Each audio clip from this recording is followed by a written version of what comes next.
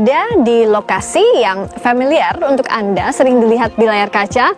Saya akan mewawancarai secara langsung Presiden ke-7 Joko Widodo langsung dari kediaman di kawasan Sumber, Surakarta.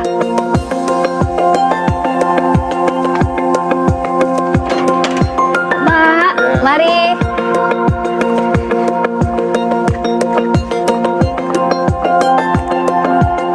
Assalamualaikum. Bapak. Silakan. Izin Pak mau bertamu ini. Boleh dipakai Pak sepatunya? Terima kasih Bapak.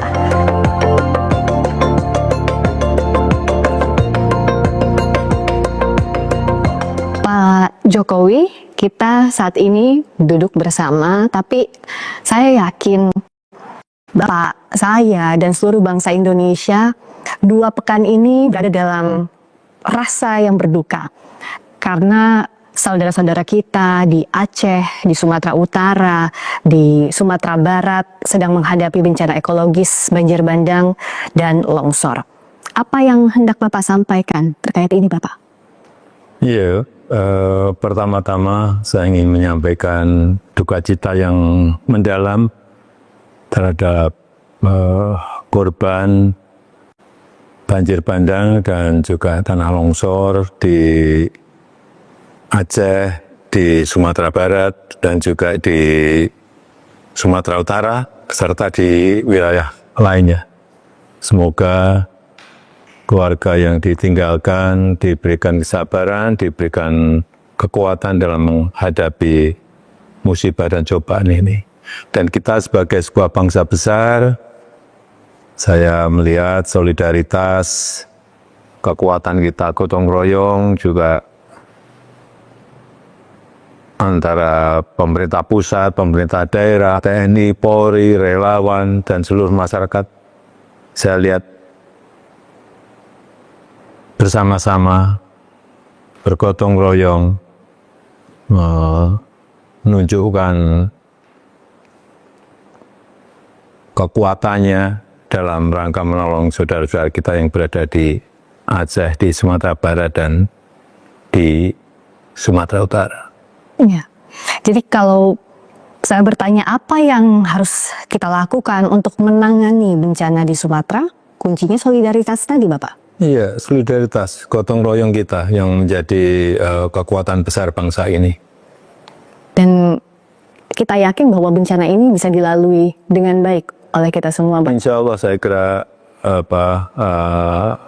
memang memerlukan waktu, tapi insya Allah bisa kita lalui dengan kekuatan gotong royong yang kita miliki. Ya, itu kekuatan kita bersama, gotong royong menghadapi situasi sulit yang juga harus kita hadapi bersama, Bapak. Tentu tantangan di bidang ekonomi. Bicara soal ekonomi, Bapak saat ini setelah purna tugas mendapatkan amanah baru sebagai Dewan Penasihat Global Bloomberg New Economy Forum. Itu seperti apa Pak perannya dan bagaimana ceritanya bisa sampai ada di posisi ini Pak? Ya, Indonesia ini dipandang oleh internasional sebagai kekuatan dari Global South, dari selatan-selatan yang dipandang kita ini memiliki kekuatan, memiliki potensi untuk tumbuh menjadi sebuah kekuatan besar dunia. Karena kalau kita lihat pertumbuhan ekonomi kita di 20 tahun belakang ini bisa tumbuh di antara 5 sampai 6%, tumbuh stabil di angka itu. Kemudian stabilitas politik kita juga terjaga dengan baik, dan ini dilanjutkan oleh pemerintah baru di bawah pimpinan Presiden Prabowo Subianto. Saya kira ini akan menjadi sebuah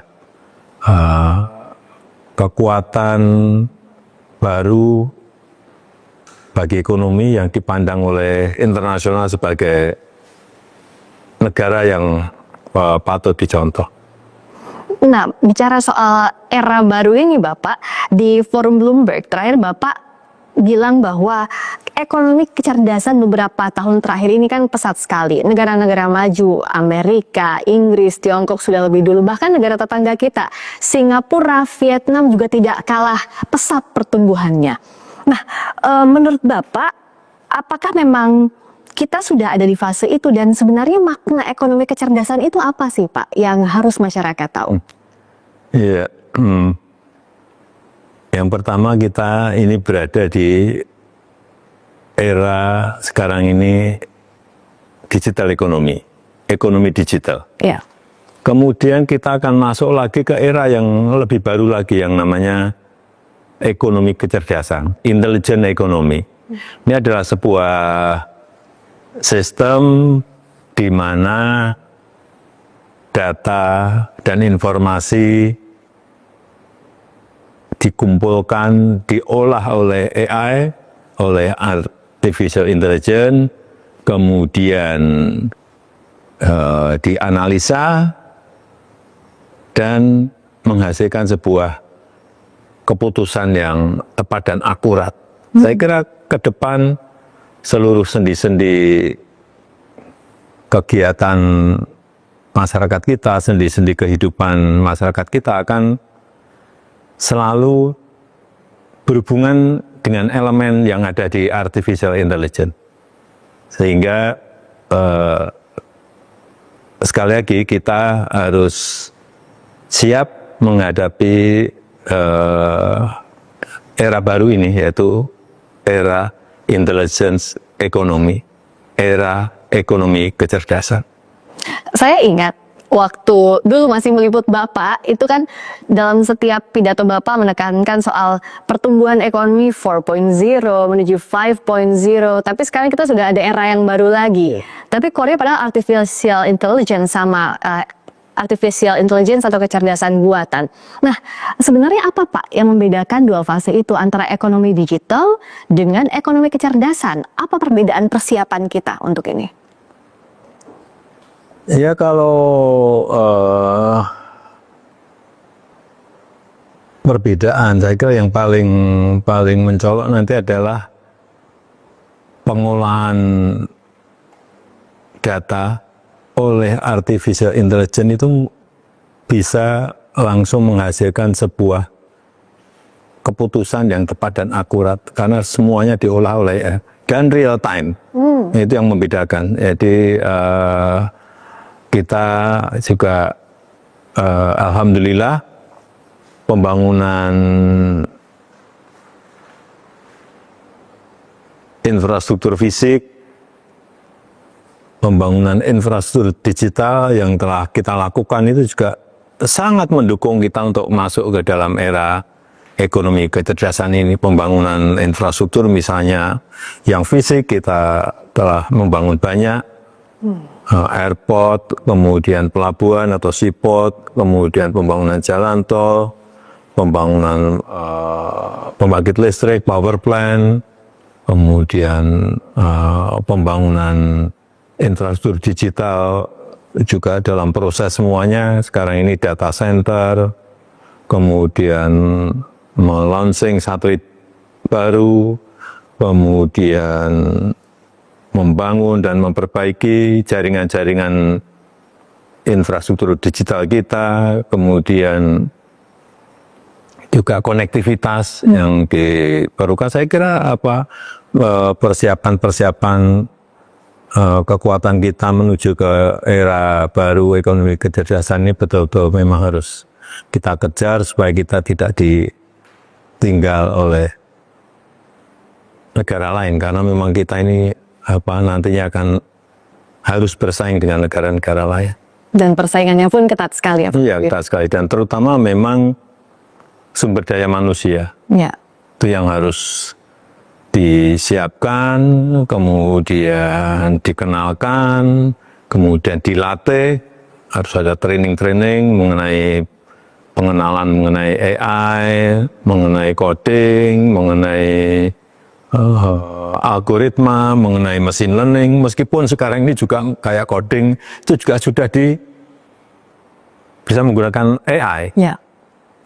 Tapi pengenalan coding juga diperlukan dalam rangka ngerti logika berpikir dari coding itu sendiri, sehingga tetap diperlukan. Kalau kita sudah nanti memberikan training mengenai AI, coding, algoritma, machine learning, saya kira generasi muda kita, masyarakat kita akan menjadi lebih baik, digital literasinya, skillnya, sehingga akan terbuka sebuah lapangan pekerjaan bagi mereka, karena akan dibutuhkan nanti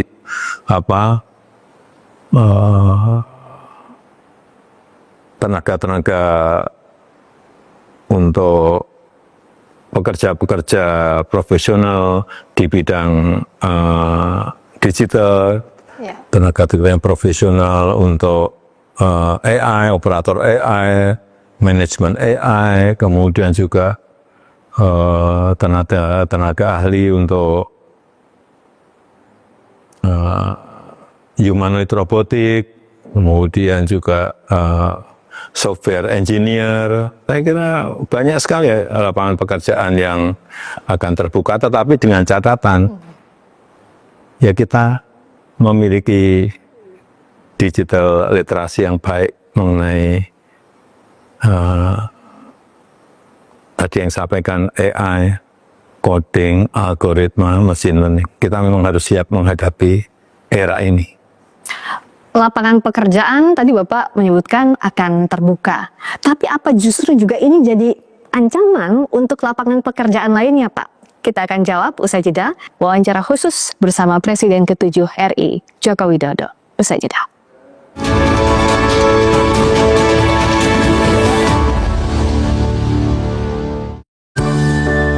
Minum 1 kaplet Caldana Flex setiap hari bila perlu. Caldana Flex mengandung Harus siap menghadapi era intelligence ekonomi. Saudara-saudara kita sedang menghadapi bencana ekologis. Saya melihat solidaritas, gotong royong antara pemerintah pusat, pemerintah daerah. Menurut Bapak ada agenda besar dan ada orang besar di balik kasus ijazah. Saya pastikan, ya. dalam program khusus wawancara Friska Clarissa bersama Presiden ke-7 RI Joko Widodo. Malam ini pukul 8:30 eksklusif di Kompas TV. Kita harus siap menghadapi era intelligence ekonomi. Saudara-saudara kita sedang menghadapi bencana ekologis. Saya melihat solidaritas, gotong royong antara pemerintah pusat, pemerintah daerah. Menurut Bapak ada agenda besar dan ada orang besar di balik kasus ijazah. Saya pastikan, ya. Dalam program khusus wawancara Friska Clarissa bersama Presiden ke-7 RI Joko Widodo. Malam ini pukul 8:30 eksklusif di Kompas TV. Kita harus siap menghadapi era intelligence ekonomi. Saudara-saudara kita sedang menghadapi bencana ekologis. Saya melihat solidaritas, gotong royong antara pemerintah pusat, pemerintah daerah. Menurut Bapak ada agenda besar dan ada orang besar di balik kasus ijazah. Saya pastikan, ya. Dalam program khusus wawancara Friska Clarissa bersama Presiden ke-7 RI Joko Widodo. Malam ini pukul 8:30 eksklusif di Kompas TV. Kita harus siap menghadapi era intelligence ekonomi. Saudara-saudara kita sedang menghadapi bencana ekologis. Saya melihat solidaritas, gotong royong antara pemerintah pusat, pemerintah daerah. Menurut Bapak ada agenda besar dan ada orang besar di balik kasus ijazah. Saya pastikan, ya. Dalam program khusus wawancara Friska Clarissa bersama Presiden ke-7 RI Joko Widodo. Malam ini pukul 8:30 eksklusif di Kompas TV. Kita harus siap menghadapi era intelligence ekonomi. Saudara-saudara kita sedang menghadapi bencana ekologis. Saya melihat solidaritas, gotong royong antara pemerintah pusat, pemerintah daerah. Menurut Bapak ada agenda besar dan ada orang besar di balik kasus ijazah. Saya pastikan, ya. Dalam program khusus wawancara Friska Clarissa bersama Presiden ke-7 RI Joko Widodo. Malam ini pukul 8:30 eksklusif di Kompas TV. Kita harus siap menghadapi era intelligence ekonomi. Saudara-saudara kita sedang menghadapi bencana ekologis. Saya melihat solidaritas, gotong royong antara pemerintah. Terima kasih Anda masih bersama kami di wawancara khusus eksklusif bersama Presiden ke-7 Republik Indonesia, Bapak Joko Widodo. Pak Jokowi, tadi Bapak menyebutkan bahwa di era ekonomi kecerdasan ada lapangan kerja yang akan terbuka. Tapi apakah bisa dimaknai artinya banyak juga lapangan kerja yang bisa tergantikan? Ya, dengan catatan asalkan kita mempersiapkan, kita mengenalkan, kita mentraining, kita itu siapa? Ya pemerintah, ya industri, ya private sector, mempersiapkan betul, mentraining betul, sehingga generasi muda kita, pelajar kita, masyarakat kita tahu, mengerti mengenai tadi AI, coding, algoritma, dan juga machine learning. Kalau mereka tahu mengenai itu, artinya apa? Digital literasi mereka meningkat, kemudian skill mereka meningkat, ya sangat mudah untuk masuk ke kesempatan kerja yang ada di era ekonomi kecerdasan. Yang paling penting itu aja. Ya, dan kalau dari periode Bapak memimpin selama 10 tahun dilanjutkan sekarang ke Bapak Presiden Prabowo, ke Bapak Wakil Presiden Mas Gibran, sebenarnya Indonesia sudah ada di tahapan mana Pak untuk ekonomi kecerdasan ini dan indikatornya apa soal ini? Tadi saya sampaikan infrastrukturnya, kemudian kita telah sebagian besar sudah kita miliki, tinggal memperbaiki dan menambah. Kemudian kalau indikator untuk tadi yang ditanyakan, saya rasa kita bisa melihat digitalisasi di bidang pelayanan publik. Saya kira kita meningkat, melompat, sehingga pelayanan publik lebih cepat dan lebih baik. Kemudian juga yang berkaitan dengan pembangunan sumber daya manusia juga, kalau kita lihat juga telah kita kejar meskipun masih perlu diperbaiki lagi. Kemudian indikator yang lain, tumbuhnya startup, ada unicorn di negara kita yang banyak, artinya ekosistem yang mendukung ke arah itu juga bisa kita perbaiki. Dan juga saya kira yang penting memang nanti adalah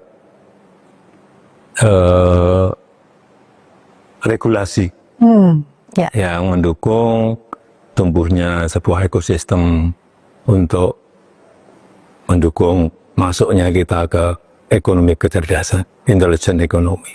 Saya tertarik dengan sejumlah poin yang Bapak sampaikan tadi soal infrastruktur, sumber daya manusia, soal regulasi. Saya ke soal sumber daya manusia dikaitkan dengan literasi digital yang harus kita miliki. Yang masih jadi tantangan saat ini Bapak, dari mulai ekonomi digital ke ekonomi kecerdasan adalah masih belum meratanya soal literasi digital ini, dari Sabang sampai Merauke. Menurut Bapak, bagaimana menjawab tantangan ini agar kita punya literasi digital yang kuat secara merata? Ya, tugas pemerintah, tugas kita semuanya, tugas sektor swasta untuk bersama-sama mengenalkan kepada masyarakat mengenai tadi AI, coding, algoritma, mengenai machine learning bersama-sama, dan training pelatihan-pelatihan harus dilakukan merata di seluruh tanah air agar kita nanti bisa masuk ke era ekonomi kecerdasan ini betul-betul dalam posisi yang siap. Karena menurut perkiraan saya dalam 5, 10 atau 15 tahun yang akan datang akan terjadi revolusi besar dalam penggunaan artificial intelligence. Yang kedua, revolusi besar juga dalam penggunaan humanoid robotik. Nah ini perubahan besar ini harus kita antisipasi dengan menyiapkan infrastruktur, menyiapkan sumber daya manusia, menyiapkan regulasi yang mendukung ke arah itu. Iya. Dan ini jadi tugas pemerintah terutama ya Pak. Dan Bapak sudah memulai ini ya untuk keterampilan digital. Sejak itu Bapak jadi concernnya salah satunya untuk keterampilan AI. Tapi masih memerlukan banyak sekali perbaikan-perbaikan untuk dalam rangka mengejar ke era ekonomi kecerdasan. Karena langkah yang kita butuhkan juga akan jauh lebih cepat dari ekonomi digital itu ya Pak. Iya, betul. Dan kalau bicara soal tadi AI, keterampilan soal kecerdasan buatan, kita berlomba ada yang namanya humanoid robotic. Tapi pada yang kita lihat dalam akhir-akhir ini, beberapa tahun terakhir, yang jadi kekhawatiran justru AI disalahgunakan untuk disinformasi, untuk keamanan data yang terancam karena itu. Bapak bagaimana? Itu yang saya khawatir. Itu yang saya sangat khawatir dan itu yang saya takut. Jadi penggunaan AI, nantinya penggunaan humanoid robotik untuk hal yang tidak baik. Sehingga sekali lagi dibutuhkan regulasi yang ketat dalam rangka mengontrol penggunaan AI, penggunaan humanoid robotik, sehingga betul-betul barang ini berguna bagi kehidupan kita, berguna bagi ekonomi kita, justru tidak yang tadi kita khawatirkan akan merusak sendi-sendi kehidupan kita. Sekali lagi, diperlukan regulasi, aturan yang ketat dalam rangka mengontrol penggunaan AI, mengontrol penggunaan humanoid robotik. Dan ini memang harus disiapkan segera, didiskusikan segera oleh kita bersama, sehingga aturan mainnya menjadi jelas.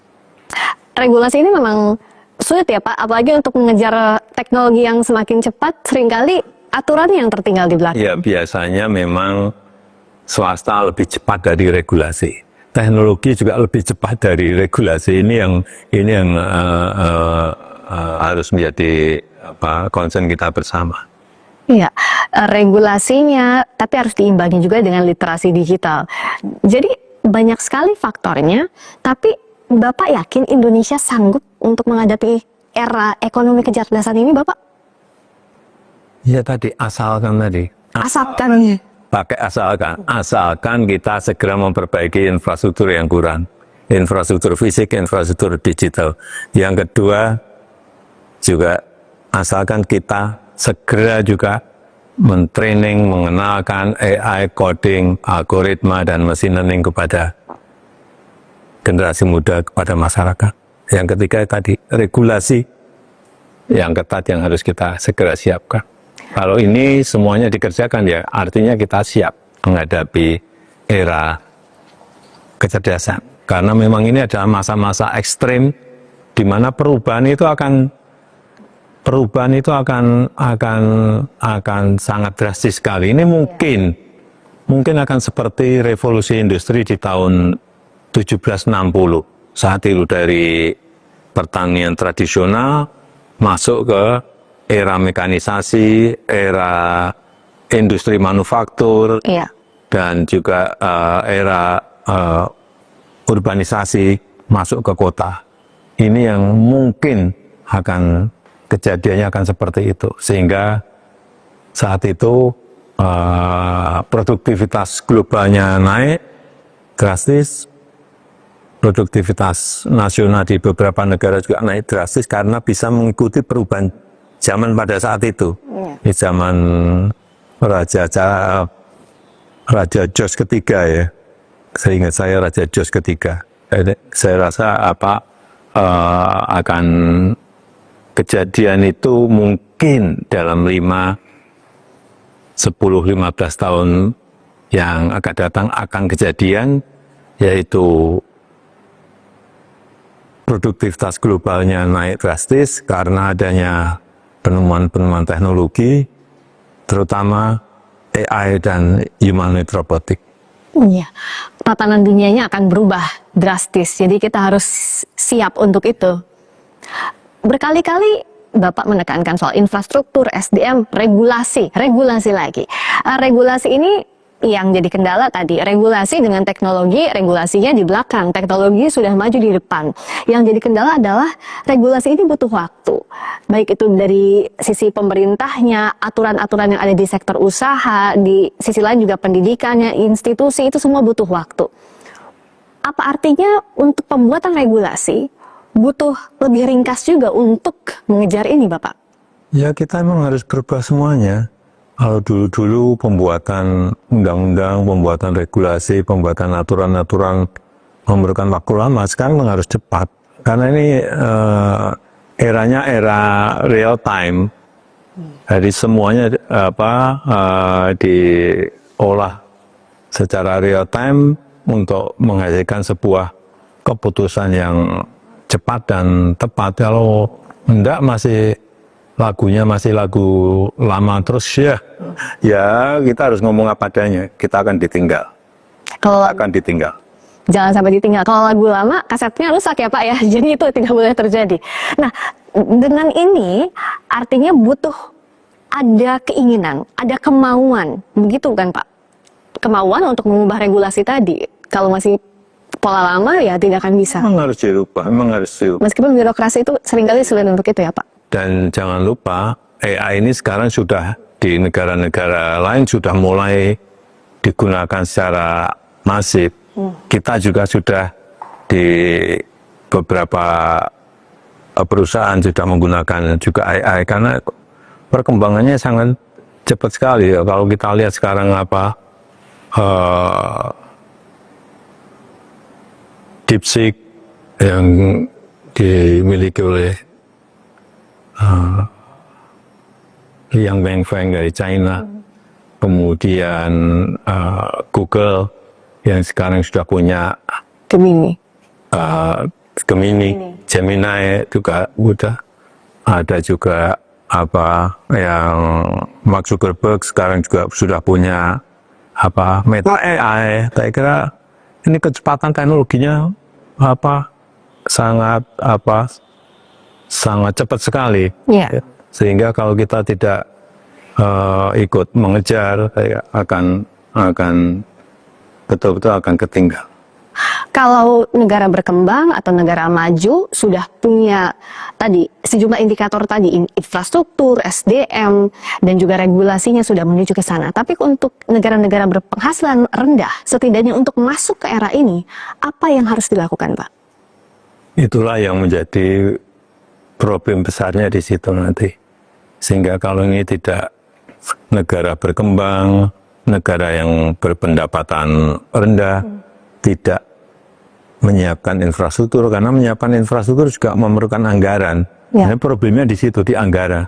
Nah, kalau problemnya di situ, saya kira memang yang paling penting kerjasama, kolaborasi dengan negara lain, dengan investor itu diperlukan oleh mereka. Ya. Untuk agar infrastruktur menjadi siap. Kemudian SDM juga menjadi masalah besar juga. Ini sehingga memang yang saya takutkan adalah gap antara negara yang berpendapatan rendah dengan negara maju semakin lebar karena adanya penemuan-penemuan teknologi baru ini, terutama AI dan humanoid robotik. Kalau pola pikirnya harus baru, kalau perangkatnya harus baru, ekosistemnya harus baru, berarti harus ada yang diredefinisi, harus ada yang didefinisikan ulang soal ekonomi kecerdasan ini. Apa saja Pak? Jawabnya usai jeda, kami segera kembali.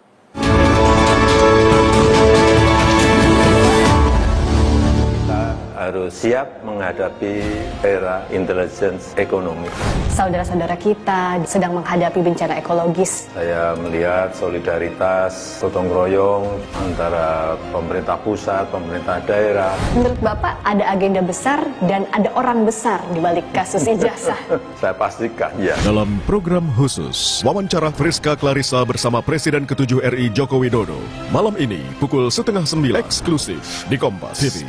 Kita harus siap menghadapi era intelligence ekonomi. Saudara-saudara kita sedang menghadapi bencana ekologis. Saya melihat solidaritas, gotong royong antara pemerintah pusat, pemerintah daerah. Menurut Bapak ada agenda besar dan ada orang besar di balik kasus ijazah. Saya pastikan, ya. Dalam program khusus, wawancara Friska Clarissa bersama Presiden ke-7 RI Joko Widodo. Malam ini, pukul 8:30 eksklusif di Kompas TV. Kita harus siap menghadapi era intelligence ekonomi. Saudara-saudara kita sedang menghadapi bencana ekologis. Saya melihat solidaritas, gotong royong antara pemerintah pusat, pemerintah daerah. Menurut Bapak ada agenda besar dan ada orang besar di balik kasus ijazah. Saya pastikan, ya. Dalam program khusus, wawancara Friska Clarissa bersama Presiden ke-7 RI Joko Widodo. Malam ini, pukul 8:30 eksklusif di Kompas TV. Kita harus siap menghadapi era intelligence ekonomi. Saudara-saudara kita sedang menghadapi bencana ekologis. Saya melihat solidaritas, gotong royong antara pemerintah pusat, pemerintah daerah. Menurut Bapak ada agenda besar dan ada orang besar di balik kasus ijazah. Saya pastikan, ya. Dalam program khusus, wawancara Friska Clarissa bersama Presiden ke-7 RI Joko Widodo. Malam ini, pukul 8:30 eksklusif di Kompas TV. Kita harus siap menghadapi era intelligence ekonomi. Saudara-saudara kita sedang menghadapi bencana ekologis. Saya melihat solidaritas, gotong royong antara pemerintah pusat, pemerintah daerah. Menurut Bapak ada agenda besar dan ada orang besar di balik kasus ijazah. Saya pastikan, ya. Dalam program khusus, wawancara Friska Clarissa bersama Presiden ke-7 RI Joko Widodo. Malam ini, pukul 8:30 eksklusif di Kompas TV. Kita harus siap menghadapi era intelligence ekonomi. Saudara-saudara kita sedang menghadapi bencana ekologis. Saya melihat solidaritas, gotong royong antara pemerintah pusat, pemerintah daerah. Menurut Bapak ada agenda besar dan ada orang besar di balik kasus ijazah. Saya pastikan, ya. Dalam program khusus, wawancara Friska Clarissa bersama Presiden ke-7 RI Joko Widodo. Malam ini, pukul 8:30 eksklusif di Kompas TV. Kita harus siap menghadapi era intelligence ekonomi.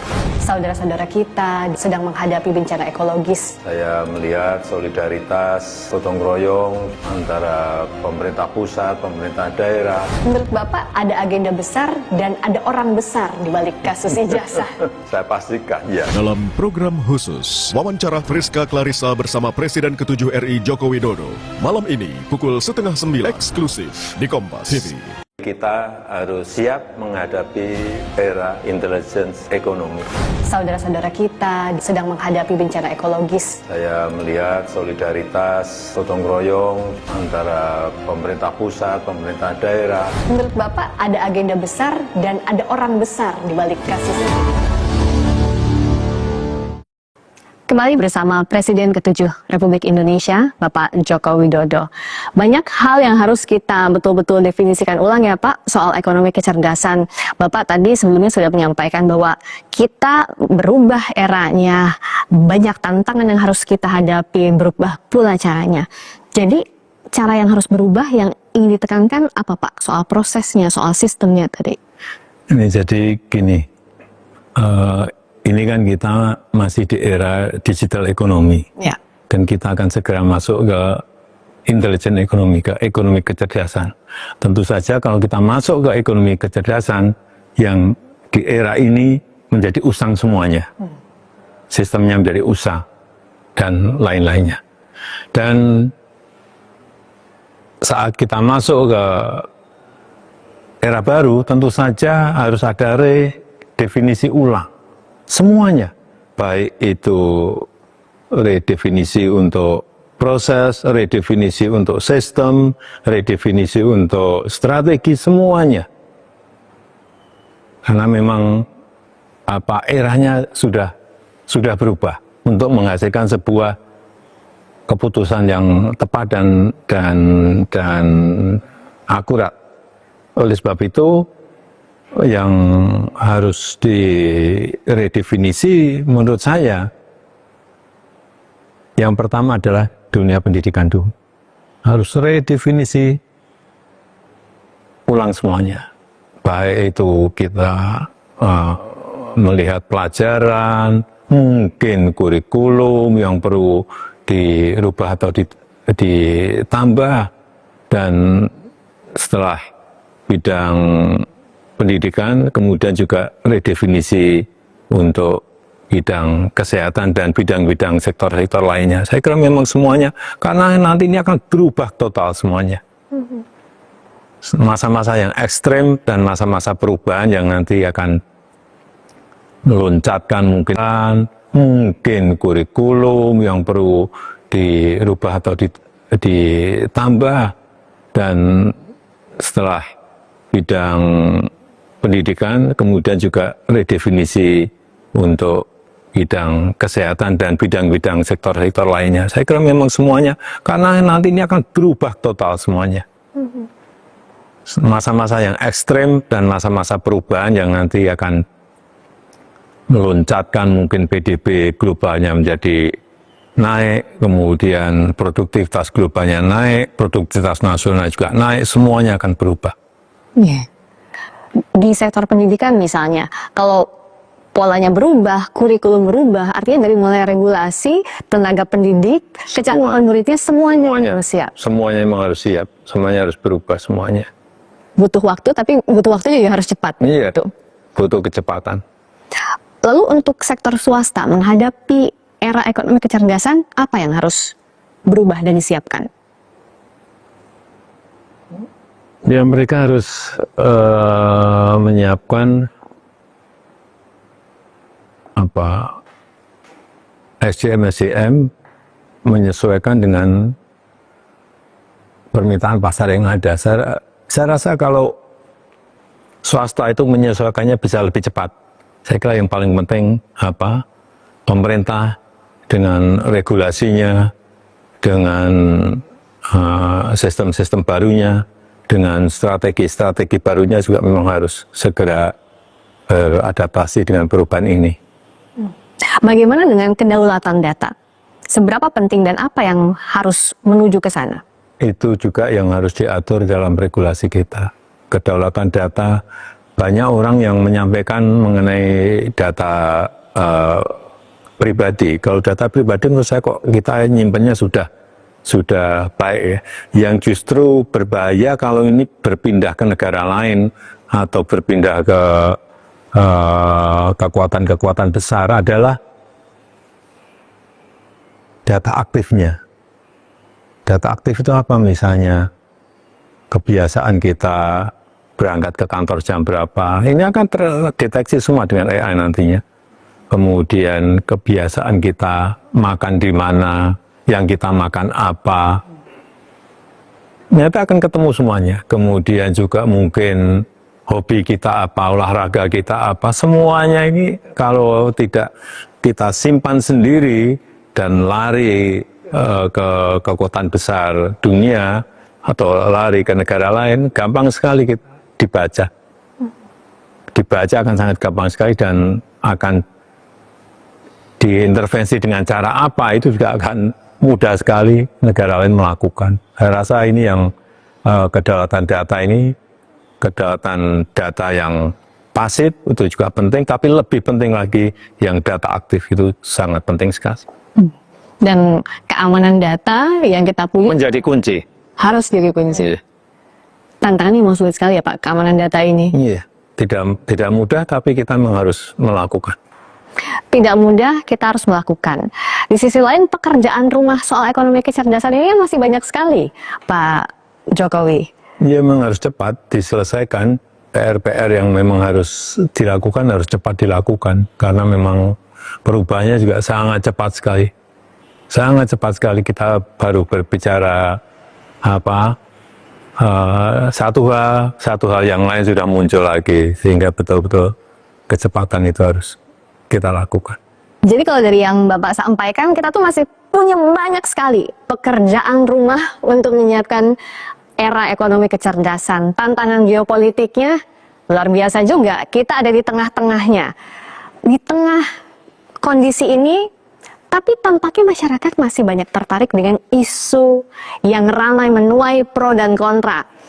Salah satunya kalau saya bertemu dengan Pak Jokowi sekarang, tidak mungkin saya tidak menanyakan soal isu ijazah palsu, Pak. Nah, menurut Bapak, ada apa sih di balik isu ini? Tapi jawabnya saja dah, kami segera kembali.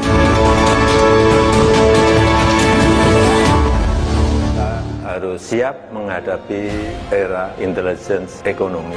Saudara-saudara kita sedang menghadapi bencana ekologis. Saya melihat solidaritas, gotong royong antara pemerintah pusat, pemerintah daerah. Menurut Bapak, ada agenda besar dan ada orang besar di balik kasus ijazah. Saya pastikan, ya. Dalam program khusus, wawancara Friska Clarissa bersama Presiden ke-7 RI Joko Widodo. Malam ini, pukul 8:30 eksklusif di Kompas TV. Kita harus siap menghadapi era intelligence ekonomi. Saudara-saudara kita sedang menghadapi bencana ekologis. Saya melihat solidaritas, gotong royong antara pemerintah pusat, pemerintah daerah. Menurut Bapak, ada agenda besar dan ada orang besar di balik kasus ijazah. Saya pastikan, ya. Dalam program khusus, wawancara Friska Clarissa bersama Presiden ke-7 RI Joko Widodo. Malam ini, pukul 8:30 eksklusif di Kompas TV. Kita harus siap menghadapi era intelligence ekonomi. Saudara-saudara kita sedang menghadapi bencana ekologis. Saya melihat solidaritas, gotong royong antara pemerintah pusat, pemerintah daerah. Menurut Bapak, ada agenda besar dan ada orang besar di balik kasus ijazah. Saya pastikan, ya. Dalam program khusus, wawancara Friska Clarissa bersama Presiden ke-7 RI Joko Widodo. Malam ini, pukul 8:30 eksklusif di Kompas TV. Kita harus siap menghadapi era intelligence ekonomi. Saudara-saudara kita sedang menghadapi bencana ekologis. Saya melihat solidaritas, gotong royong antara pemerintah pusat, pemerintah daerah. Menurut Bapak, ada agenda besar dan ada orang besar di balik kasus ijazah. Saya pastikan, ya. Dalam program khusus, wawancara Friska Clarissa bersama Presiden ke-7 RI Joko Widodo. Malam ini, pukul 8:30 eksklusif di Kompas TV. Kita harus siap menghadapi era intelligence ekonomi. Saudara-saudara kita sedang menghadapi bencana ekologis. Saya melihat solidaritas, gotong royong antara pemerintah pusat, pemerintah daerah. Menurut Bapak, ada agenda besar dan ada orang besar di balik kasus ijazah. Saya pastikan, ya. Dalam program khusus, wawancara Friska Clarissa bersama Presiden ke-7 RI Joko Widodo. Malam ini, pukul 8:30 eksklusif di Kompas TV. Kita harus siap menghadapi era intelligence ekonomi. Saudara-saudara kita sedang menghadapi bencana ekologis. Saya melihat solidaritas, gotong royong antara pemerintah pusat, pemerintah daerah. Menurut Bapak, ada agenda besar dan ada orang besar di balik kasus ijazah. Saya pastikan, ya. Dalam program khusus, wawancara Friska Clarissa bersama Presiden ke-7 RI Joko Widodo. Malam ini, pukul 8:30 eksklusif di Kompas TV. Kita harus siap menghadapi era intelligence ekonomi. Saudara-saudara kita sedang menghadapi bencana ekologis. Saya melihat solidaritas, gotong royong antara pemerintah pusat, pemerintah daerah. Menurut Bapak, ada agenda besar dan ada orang besar di balik kasus ijazah. Saya pastikan, ya. Dalam program khusus, wawancara Friska Clarissa bersama Presiden ke-7 RI Joko Widodo. Malam ini, pukul 8:30 eksklusif di Kompas TV. Kita harus siap menghadapi era intelligence ekonomi. Saudara-saudara kita sedang menghadapi bencana ekologis. Saya melihat solidaritas, gotong royong antara pemerintah pusat, pemerintah daerah. Menurut Bapak, ada agenda besar dan ada orang besar di balik kasus ijazah. Saya pastikan, ya. Dalam program khusus, wawancara Friska Clarissa bersama Presiden ke-7 RI Joko Widodo. Malam ini, pukul 8:30 eksklusif di Kompas TV. Kita harus siap menghadapi era intelligence ekonomi. Saudara-saudara kita sedang menghadapi bencana ekologis. Saya melihat solidaritas, gotong royong antara pemerintah pusat, pemerintah daerah. Menurut Bapak, ada agenda besar dan ada orang besar di balik kasus ijazah. Kali ini kami mewawancarai khusus Presiden ke-7 Republik Indonesia, Bapak Joko Widodo. Pak Jokowi seperti menyambung sebelum jeda tadi, kalau saya bertemu Bapak tidak mungkin saya tidak bertanya soal isu ijazah palsu yang bahkan sudah 4 tahun ini Bapak bergulir, episodenya panjang sekali. Apa pandangan Bapak soal isu yang tidak berkesudahan, soal isu ijazah palsu, Pak? Ya, ini kan sebuah isu yang sudah 4 tahunan ya dibicarakan, dan sebetulnya saya sudah matanu diam, tidak banyak menanggapi. Karena apa? Ijazahnya saya pegang gitu loh. Bapak pegang ijazah. Kenapa? Tetapi saya tidak menyampaikan kepada publik ijazah itu karena yang pertama ada aduan ke Baris-Krim. Yang kedua, saya dituduh ijazahnya palsu. Artinya yang menuduh itu yang harus membuktikan. Dalam hukum acara nih, siapa yang menuduh itu yang harus membuktikan. Itu yang saya tunggu, itu coba dibuktikannya seperti apa. Dan itu akan lebih baik kalau pembuktiannya itu di pengadilan. Sehingga betul-betul akan kelihatan proses hukumnya, akan kelihatan adilnya, karena yang memutuskan adalah di pengadilan. Karena yang membuat ijazah saja sudah menyampaikan asli masih tidak dipercaya gimana. Dan yang saya lihat ini memang ada agenda besar politik, ada operasi politik yang sehingga bisa sampai bertahun-tahun nggak rampung-rampung karena keinginan mereka untuk mendowngrade, menurunkan reputasi yang saya miliki, meskipun saya nggak merasa punya reputasi apa-apa. Tapi menurut Bapak, kenapa? Apa dibalik itu? Menurut Bapak, kenapa harus diturunkan reputasi Bapak melalui isu ijazah ini? Ya, mungkin untuk kepentingan politik. Kenapa sih kita harus mengolok-olok, menjelek-jelekkan, merendahkan, menghina, menuduh-nuduh? Semua dilakukan untuk apa kalau hanya untuk main-main? Kan mesti ada kepentingan politiknya di situ. Tapi sekali lagi, mestinya dalam masa-masa ekstrim seperti ini kita konsentrasi untuk hal yang besar. Untuk strategi besar negara, untuk kepentingan yang lebih besar bagi negara ini. Misalnya tadi yang berkaitan dengan menghadapi masa-masa ekstrim, menghadapi masa-masa perubahan karena artificial intelligence, karena humanoid robotic, sehingga jangan malah kita energi besar kita pakai untuk urusan-urusan yang sebetulnya menurut saya urusan ringan. Menurut Bapak, masih yakin dengan pernyataan Bapak sebelumnya, ada agenda besar dan ada orang besar di balik kasus ijazah? Saya pastikan, ya. Bapak sudah tahu. Gimana? Kira-kira siapa di balik? Ya, saya kira gampang ditebak. Tapi tidak perlu saya sampaikan. Dan Bapak tadi mengatakan bahwa lebih baik ini dibawa sampai ke ranah hukum. Ya, untuk pembelajaran kita semuanya, bahwa jangan sampai gampang menuduh orang, jangan sampai gampang menghina orang, menfitnah orang, mencemarkan nama baik seseorang.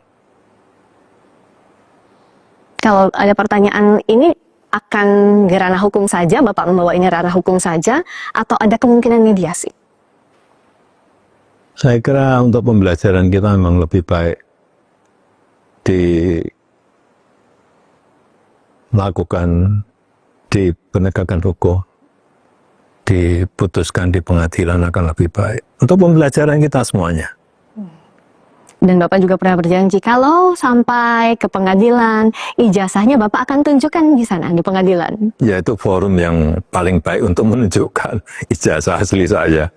Dari SD, SMP, SMA, universitas semuanya kan saya bawa.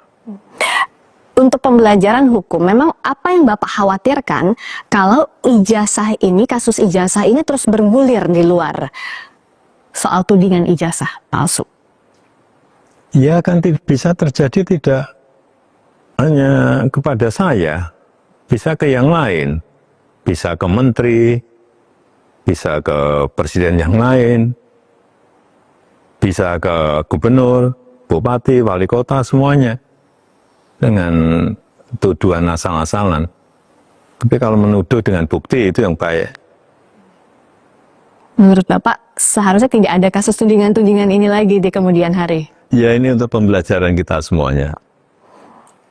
Selain kasus ijazah, sebenarnya sebagai presiden 2 periode yang sekarang juga sudah purna tugas, tapi tentu pandangan Bapak terhadap bangsa ini jadi penting.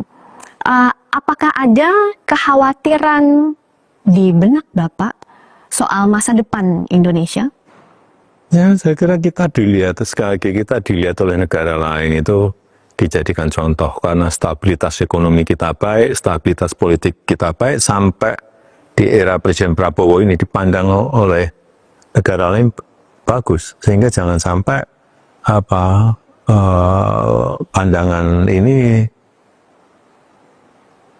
berubah. Dan saya melihat pertumbuhan ekonomi di era Presiden Prabowo juga bagus, masih di atas 5, baik di kuartal pertama, kedua, dan ketiga. Saya rasa ekonomi kita akan masih tumbuh di atas 5. Tadi Bapak masih optimis soal pertumbuhan ekonomi kita, dan silakan Bapak menyampaikan agar seluruh elemen bangsa kita bisa bahu-membahu menyiapkan era di depannya, kita bisa lebih solid lagi menghadapi berbagai tantangan di depan. Apa yang ingin Bapak sampaikan soal ini, Pak Jokowi? Ya, semuanya harus mempersiapkan.